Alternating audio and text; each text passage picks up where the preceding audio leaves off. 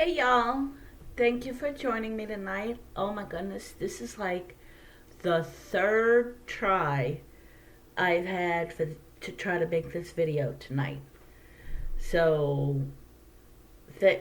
hopefully, three times a charm. Um, I want to thank y'all first for being so patient with me, and my videos haven't been very regular lately.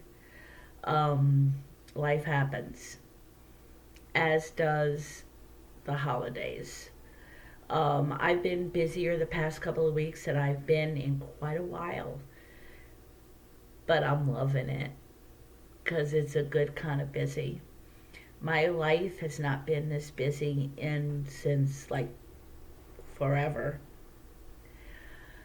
Um, but tonight I want to talk about obviously the holidays with the fact that um, Christmas is in a week and it's always a difficult time for a lot of people, especially those that deal with trauma or, anything, but especially those that deal with trauma or a loss of a loved one. And last year was the first year I spent without my ex. And last year I was just so focused on the fact that I could buy presents for my kids. I mean, I haven't been able to buy presents for the two older ones in I can't tell you how long. Literally, I cannot tell you how long it had been since I was able to buy even a small present for the two older kids. And that felt wonderful. I wasn't able to get them much, but it felt wonderful that I could even get them something. And, being able to have them over, the fact that I could have them over, even if they couldn't come over at the same time, they could still come over. And I could decorate the tree like I wanted. Like I've been wanting a tree for years because he never liked the way, well, he didn't like how I described I wanted a tree. Um, to be honest, I know that if I'd have just done it, he'd have probably liked it. But I couldn't even try because it had to be what he wanted or that was it. And be quite honest, the last few years before we were divorced, I didn't even put up the Christmas tree, y'all, because it was all I could do to even muster any kind of joy in Christmas.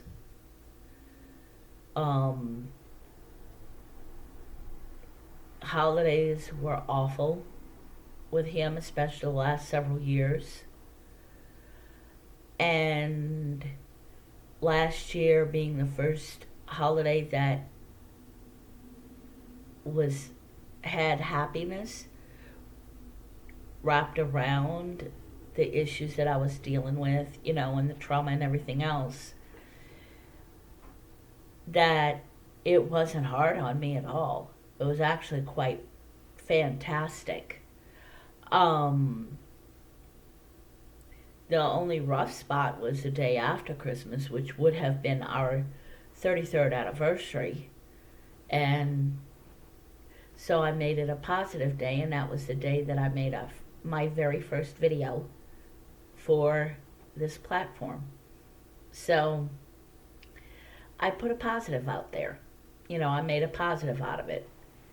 And so this year, I think with the fact that I've healed tremendously from all the hurt and the pain and the trauma. I've healed physically as well as emotionally. I mean, I haven't arrived, trust me, but I've healed by leaps and bounds, and that's I all glory to God, to that one, because God has helped me heal way quicker than my therapist would expect. He expected that it would take several years for me to heal, and he said that it's been remarkable how well I've healed. And yeah, I come from a tough stock of women. No lie. But it's all God. All glory to God. But this year has been kind of rough. Well, sort of. Kind of dealing with mixed feelings. Um, because on the one hand, I'm looking forward to Christmas Eve with my daughter, Christmas Day, spending it with my mother and my sister and my daughter, and also my oldest son. And it's been really wonderful, planning for all of that. But I don't know, part of me still grieves the marriage. Part of me still thinks or wishes that things could have been different. Don't get me wrong, I don't regret divorcing my ex. If anything, I regret not divorcing him sooner, because my life has changed by leaps and bounds since he was even just removed. I hadn't even divorced him yet, and my life was still had started changing by leaps and bounds. And so I don't regret divorcing him. Like I said, I just wish I would have done it sooner, because maybe my life would be different, even more different now. But there's nothing I can do about it. So I enjoy the good times now. I'm, on one hand, I'm enjoying things like my daughter and I both love musicals. She inherited my love for musicals. Um, and when I saw the trailer for the new West Side Story, I knew we had to go. So I messaged her and she's like, yeah. And we had planned on going on Christmas Eve, start a new tradition. Well, she texted me last Wednesday, not this past Wednesday, but Wednesday before, I think it was, as, can we go this Saturday? We can go to the 11 o'clock showing. And I'm like, okay, that works. She just couldn't wait. She was excited about seeing it, and trust me, it did not disappoint. Didn't like how it took the Lord's name in vain a couple of times. That could have been left out, but otherwise, the movie was fantastic. Pretty much everything I expected a Steven Spielberg movie to be. And the message stayed true to the message of the original, and it's a very poignant, perfect message for today. But that being said, I was able to do it. If my ex was still around, we couldn't have even begun to even try to figure out a way to do it. There would have been no way, because he didn't even want me to talk to our two older kids, because in his mind, if I talked to them when they had issues with him and didn't want to talk to him, I was siding with them over him. Yeah, our children. It's not that they were even his stepchildren. They were his children too. And but so that felt good that last Saturday morning I was, you know, I was able to wake up, get dressed, go on over to where she's living, pick her up, and go to the movies. Just a mom daughter thing. Y'all have no idea how awesome that was. I mean, we didn't have much time afterwards because I had to go come back and bring our youngest to work and stuff. But just being able to spend time with my daughter, hanging out, excuse me, watching a movie. And so I have that to treasure. And being able to text my oldest and say, "Hey, what you doing, baby? How you doing?" Or touch base with my mom. Because though he never had a problem with my mom, um, and he didn't stop me from talking to my mom. In fact, in his warped whatever, he was encouraging me to talk to my mom. I don't know why that was. With him, there was always an ulterior motive, so there's no telling. But I could talk to my mom without him interrupting, because I couldn't talk to anybody without him interrupting. I have a really, really, really good friend that every time she'd call, try to have a conversation with her. And he was like, "Oh, tell her this, tell her that, or who you on the phone with? Um, a friend?" And he'd be like, "Oh, well, tell her this, tell her that, or tell her husband this, or, he always had to be part of the conversation. Or he would say, "Hey, Penny, this is," he wanted to talk to me when I'm on the phone. So I'd get off the phone with her because I don't believe in making a person wait on the phone while I'm having another conversation. I feel that's very rude. And I'd get off the phone. He's like, "Well, you didn't have to hang up." "Yeah, I did because you kept talking to me." "Well, you could have told her to wait. Um, Not as often as you kept trying to talk to me, and so I couldn't have a conversation. So I figured get off the phone with her, and you can have a conversation with me." And that's when I get off the phone. That's when he didn't want to have a conversation with anymore and just rather watch TV. So, it's wonderful having all of that freedom.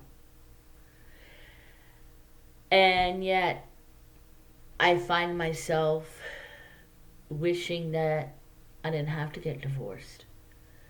I don't regret being divorced, not for a millisecond. Um, I don't regret getting the divorce. Um, I regret not doing it sooner, but I can't change that. If anything, if I could go back in time, I'd have done it way sooner. If nothing else, I wouldn't have done it any later than '07. I'd have stayed gone back in '07 when I had called the cops on him that first time. But I can't change that.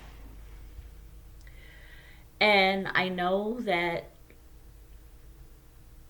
there's this grieving process because, on one hand, you're happy you're free from it, and there's all these opportunities that you didn't have before while you were with the abuser. But then on the other hand, you so wished that it could have worked out. That you had the person you thought that you had married or thought that you had dated. Because, I mean, y'all, he was not the man I thought I had married.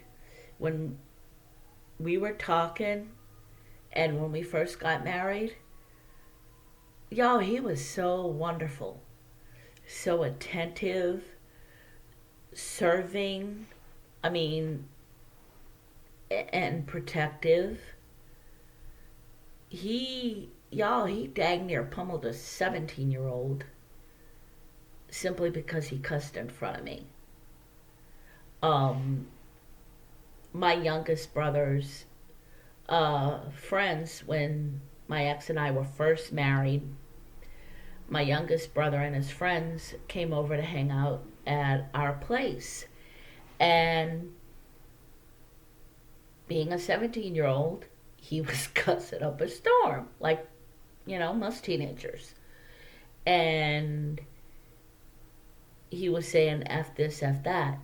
Well, at that point, my ex was like, dude, don't say that word in front of my wife. I guess it's a southern thing that you don't cuss in front of a man's lady. I don't even know if it's a southern thing now. It was back then that you didn't cuss in front of a lady. You cussed amongst men. You cussed up a storm like a sailor, but you did not cuss in front of a lady. And the kid kept cussing, not at me, just cussing. And my ex dang near pummeled him and said, dude, this is my wife. You do not cuss in front of my wife. Plain and simple. If you do, we're going to throw down. Kid stopped, and it just put a smile on my face because I'm like, wow, he has respect for me. So I thought. But that all changed once we had kids, and it's not the kids' fault.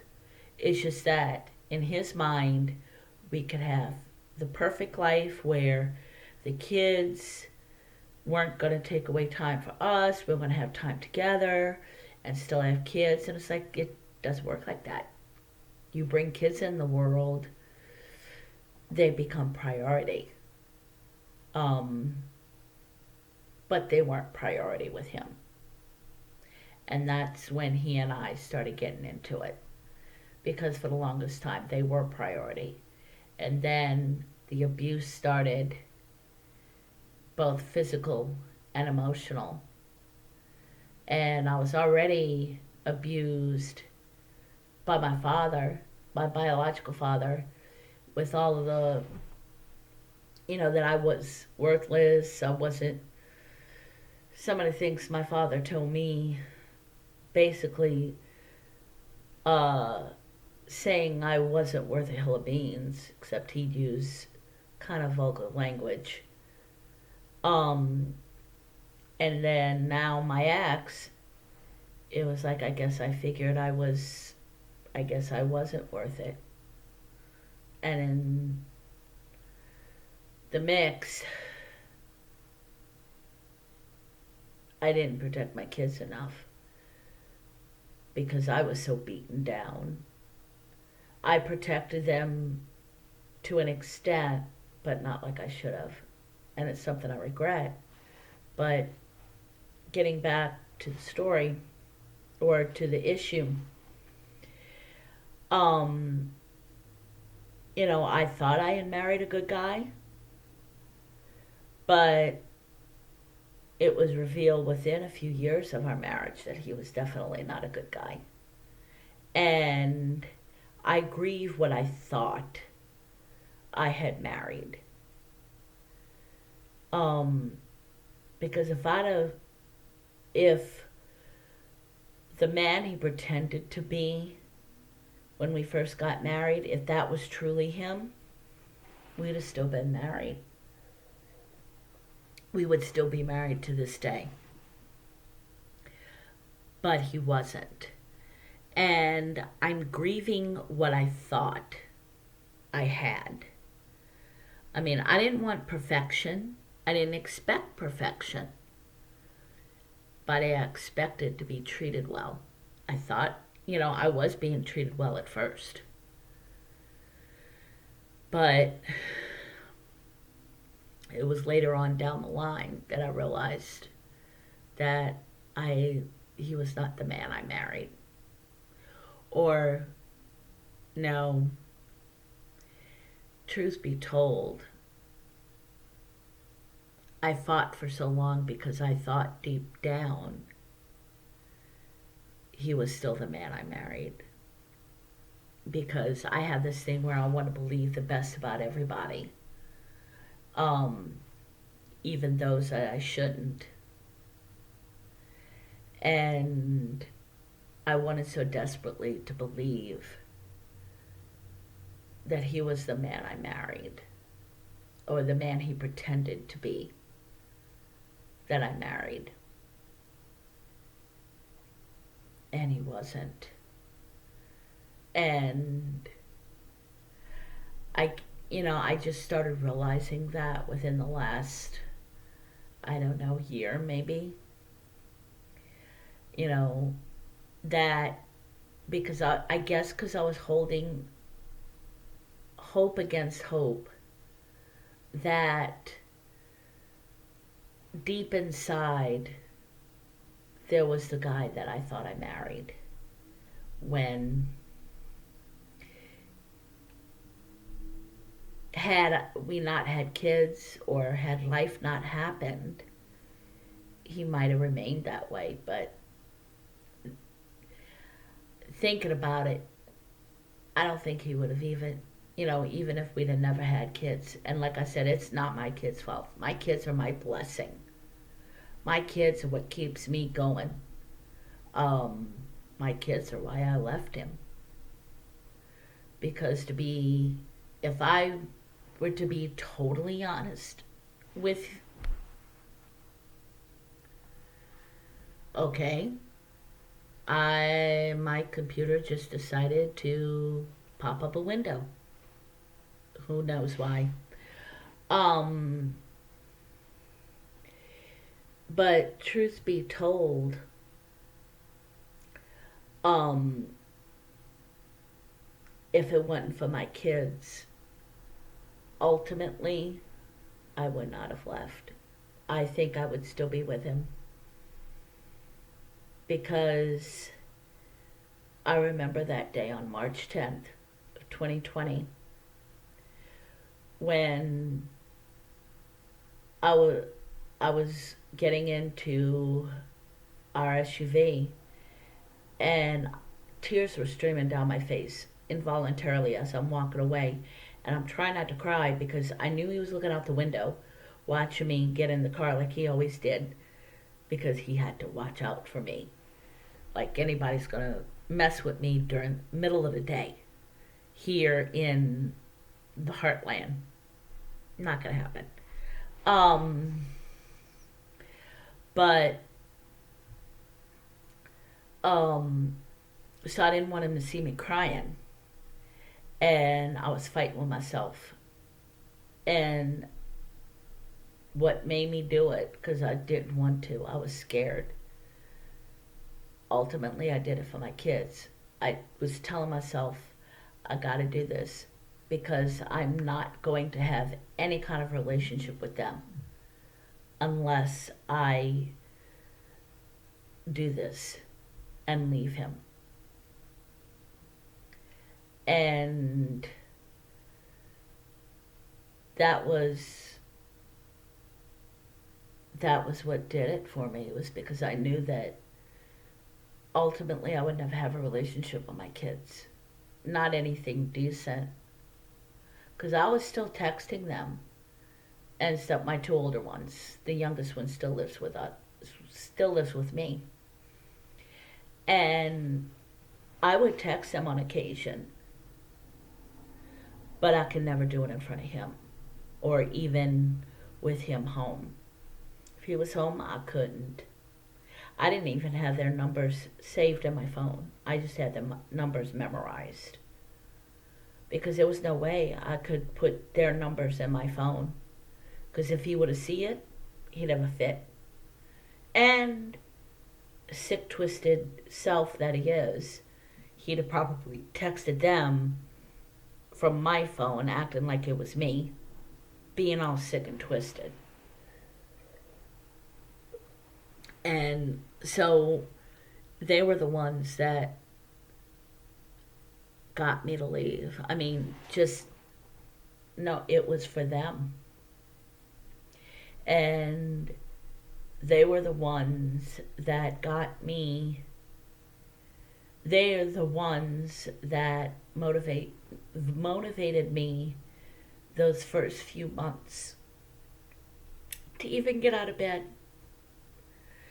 Because there were days that it was so hard to even get out of bed because I was hurting so bad, going through horrible nightmares, flashbacks that were literally debilitating. I'd get a flashback and I would be literally curled up on my couch.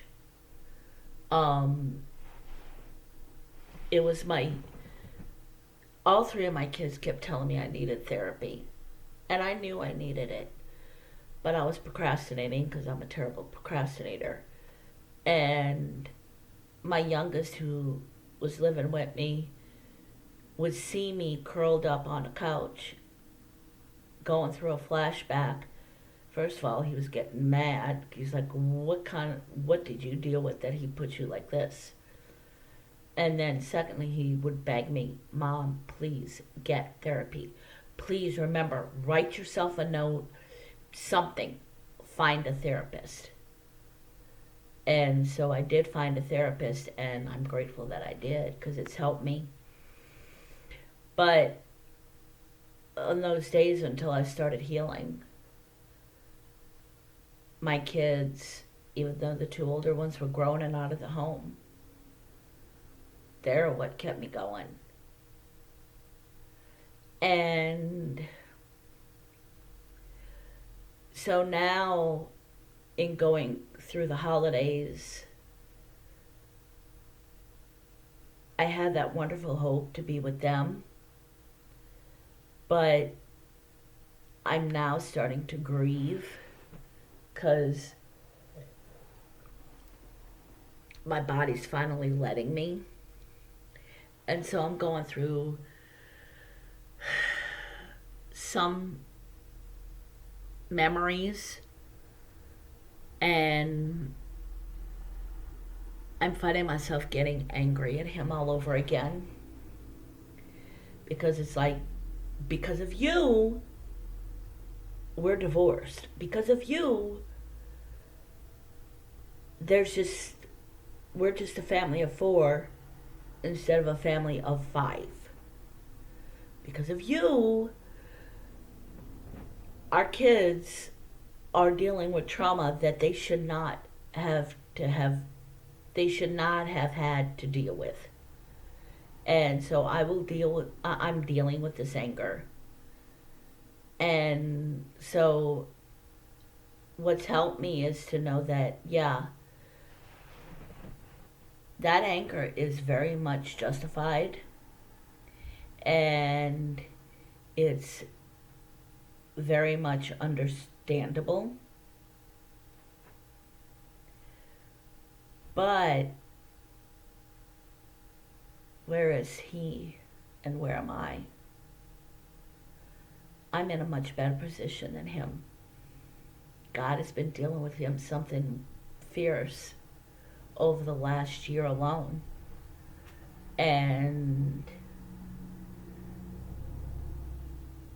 God, whereas I'm prospering. I mean, I'm not talking financially, though financially I'm doing okay. Um, you know, it's inflation right now, so you know, economy is in inflation, so it's a little tougher than it has been. But I'm still doing okay, surviving. Bills are paid on time, so I'm doing good there. But what's more important is I'm thriving with my kids. I can do things with my kids whenever I want. If I can't do something, it's not because of him, it's because of logistics or, whatever. Whatever the reasoning, it's not him.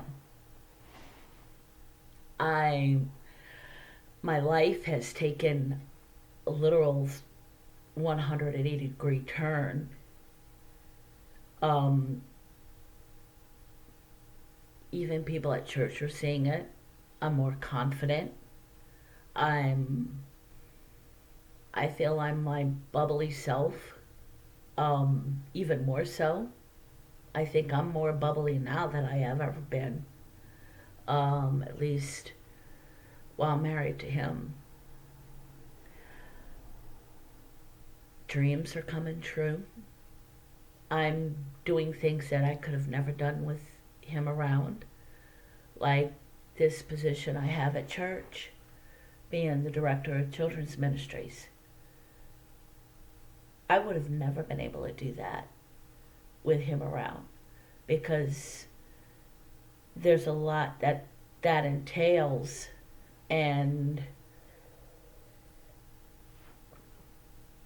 that would take away from him. Because there are times when, I have to come up with a lesson plan, or like Thursday, I had a training for children's evangelism that I went to. I wouldn't have been able to go if he were around. There's no way. Because I had to go straight after work, and so I wasn't home that night because I get off at 6:30 and the training was at 7, so I had to literally shoot straight over, and I barely made it on time. And um I wasn't home until, gosh, a little after 9 o'clock. So I wouldn't have been able to go because he'd have been ticked that that's less time with us, even though last, I don't even know how many years, any time that we had together, we were fighting. The only time we weren't fighting when we were together is if we went to a restaurant that he liked, um, or we were doing something he liked. Otherwise, there was some sort of tension between us. But, so I'm trying to focus on all the things I have instead of the things that I don't. The only thing I don't have is him. And though it's sad and it's bad that it came to that, that's a positive. And that's what I'm encouraging you today, is focus on the positive. Yes, you're grieving your relationship that you no longer have, the relationship you were wanting to have, the one you thought you had. That's absolutely, totally understandable. And it's okay to, on one hand, be happy about what your life is like now without your abuser, and then on the other hand, grieving what you wanted, what you truly wanted with your abuser, and that was obviously not to be abused but to have a wonderful relationship. And that's perfectly normal. um and it felt good that I saw that. I'm following this gal on Instagram. I just discovered her a little while ago, that has gone through a divorce. She left her abuser. I don't know her whole story, but sounds like she went through similar to what I did. And um, she talked about how on one hand, she feels so great being single, free, being able to do what she wants. She only has to consider her kids. But on the other hand, she'd love to know, to be held and be seen and loved. Y'all, when she said that, I'm like, bam, because that's how I feel. One hand, I'm enjoying my freedom.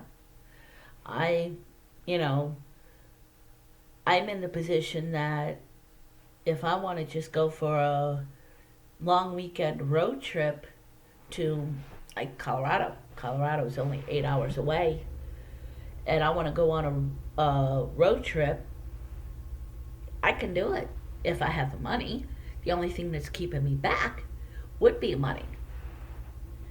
Because I got a friend in Colorado, all I'd have to do is call her and say, hey, I'm coming up for a long weekend.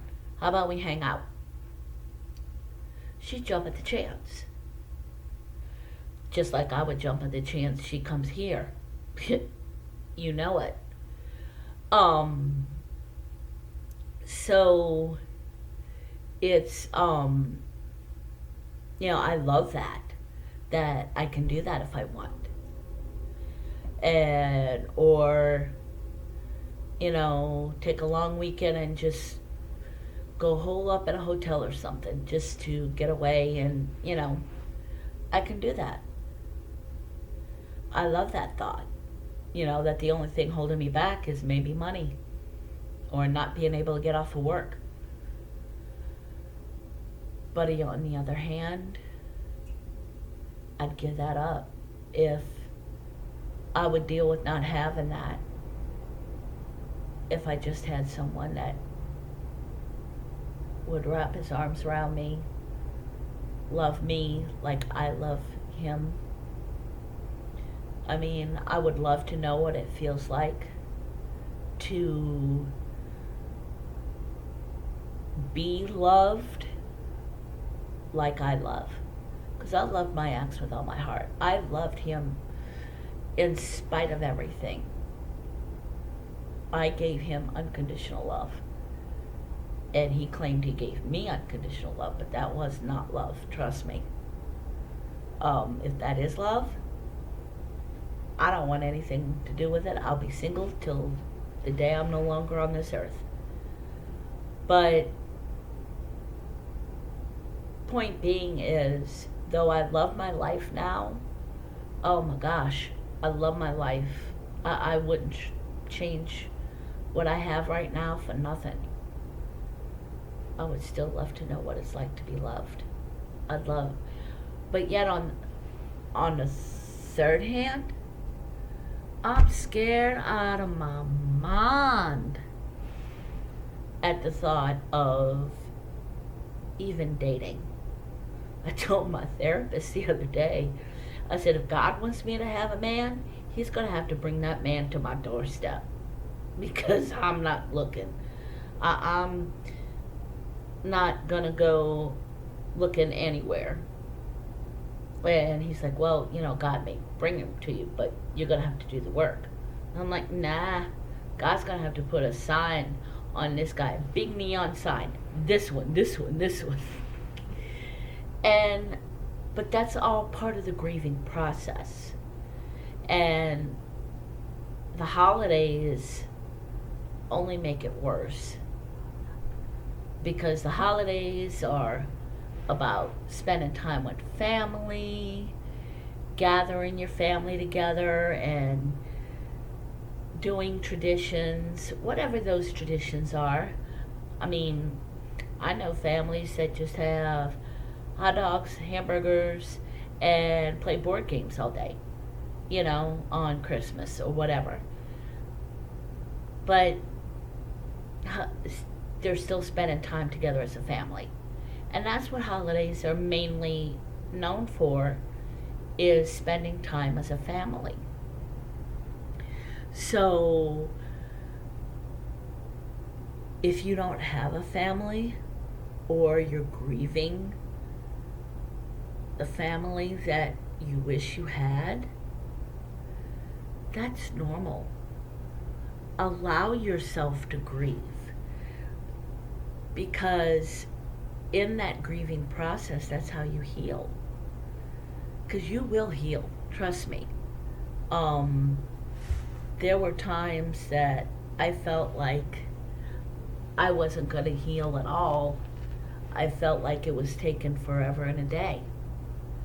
When my therapist told me that in actuality I'm healing way faster than um, most people do, or most of his clients. And that I attribute to God. God is healing me. It's my faith has actually gotten stronger since the divorce. You would think since the divorce that I would have been bitter, but in actuality, my faith has gotten way stronger. I feel more of a relationship with God than I ever have. I have not ever had this relationship with God that I have had in this last almost 2 years. I can feel his presence. I can hear him. Obviously not audibly. I'm not hearing voices, y'all. I promise. It's, it's a voice in my head leading me on a path. And I'm feeling that. I'm more in tune with God than I've ever been. And no, I don't follow him perfectly by any stretch. There are days that I have anger issues, that I'm agitated, and I'll be cussing. But I go right back and ask God to help me. And God helps me. And I just feel more in tune with him. He has gotten me through all of this. People say, well, where was he when you were being abused? Oh, he was right there, y'all. It was things like my ex and I would be in the throes of a horrible argument. Not necessarily physically, going through it physically, but going through a verbal argument back and forth, being really so horrible and upsetting me so much that I'm curled up on our bed. My bed now, but curled up on the bed in a tight little ball with the covers over my head, because I can't handle anymore, that I physically, emotionally couldn't handle anymore. And I would say, God, where are you? Please stop this. And my cat wants attention. Please just stop it, just for tonight. Please stop. And I mean, my ex would be all out going wild. And then all of a sudden, bam, like a light switch was flipped. He would stop and say one or two more things, like throw up his hands, whatever. Go to the bathroom, come back, go to bed, and fall right to sleep. And normally he doesn't fall asleep right away. Normally it takes him a while before he falls asleep. Or it did then. It would take him a while to fall asleep. But he'd fall asleep on a dime. That was God. I will not be convinced that it was anything else but. Because he would stop literally on a dime. And it would take me like a half hour, 45 minutes to settle down, and all the adrenaline to go through my system before I could even begin to start falling asleep. But it would at least stop, so I would have that chance to settle down. Y'all, we would get in arguments so bad that we'd fall asleep, wake up the next morning, I'm still shaky. I'm still feeling the effects, the physical effects of the night before. I've I was literally living on fight or flight mode pretty much 24/7. The only time I wasn't was when I was at work, and even then I was, because with every text I would get, I would be bracing for some stupidity. But God was always there. God was there when he would get into his road rage moments and speed like crazy down a street just because he was mad at a driver and I'm in the vehicle, or the kids. Because he would do that in front of kids, and I yelled at him so often that it finally got through his sick head that he needed to not do it, at least when the kids are in our vehicle. But the last few years, he did it with me in the vehicle. He'd get mad at some guy for something, cut him off or something, who knows. And he would try to speed up and throw testosterone all over the place. And show this driver who's boss and all that kind of baloney. And God was right there protecting me, because how we didn't get into accidents that we should have, y'all, you have no idea. There were times that he missed hitting a car by literally this much, and that was God, wholeheartedly. But this, I want to just encourage you to let yourself grieve, even in the midst of having a wonderful holiday. Give yourself time to grieve. Have fun. Don't let it prevent you from having fun and enjoying this holiday season. But take time out to allow yourself to grieve, because you have every right to grieve. It's normal. In fact, it's part of the process of healing. To grieve over what you thought you had or what you don't have now doesn't mean that you're not happy with what you have now, because I'm totally happy with what I have now. But I'm still grieving what I thought I had. So this video is almost 50 minutes. So I'm going to stop now. I talked way longer than I thought I would. Y'all have a wonderful Merry Christmas. And hopefully I'll have one more video before the end of the year.